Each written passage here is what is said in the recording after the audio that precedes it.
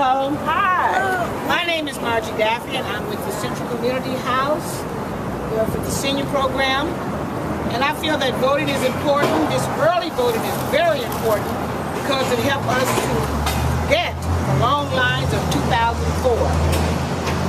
And it gives us an assurance that we will have enough time, we will have enough machines. We will have enough machines that we can go in and we can use them.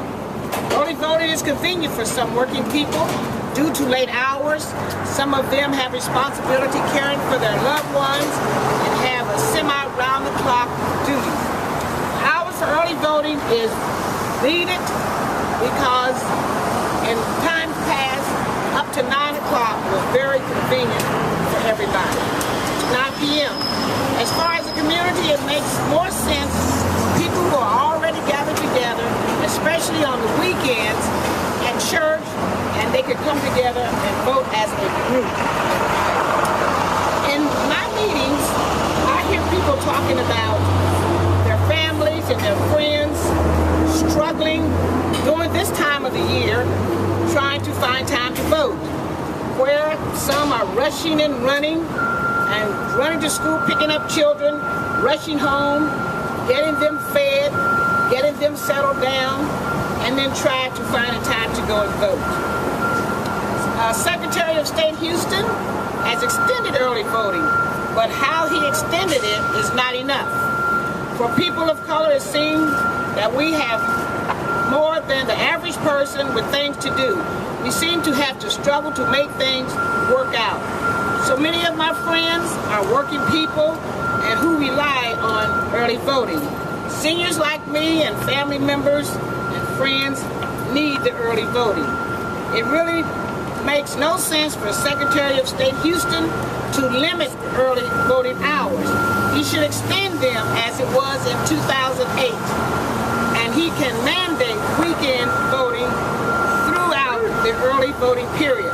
So I speak on behalf of people of color, seniors, the handicapped, those without transportation, and those who are caught up with the hustle and the bustle, and the parents with children. My community asked Secretary of State Husted to mandate early voting. It would be made easier for people of color and all the ones that they can go out and exercise their right to vote. Thank you. That's right. My name is Awia, and I'm a junior at the Ohio State University. And I'm a member of the Ohio Student Association. This is it. Good afternoon. I am a junior at the Ohio State University and a member of the Ohio Student Association. And as a member, I'm committed to building student power in Ohio. And as a student, I want to make sure that every Ohioan is provided quality education and affordable education. But student power isn't just about youth uniting to fight for the world that we want to live in. It's about a world that we want to fight for a democratic participation that's encouraged and allowed to flourish and not undermined. This could be easy, and it should be easy, but Secretary of State John Husted and politicians who support him are choosing to make it more difficult for working people and students to vote.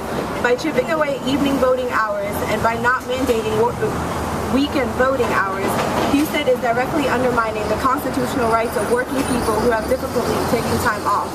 What right does he have to deny voting hours that accommodate thousands of wage-earning Americans and busy students?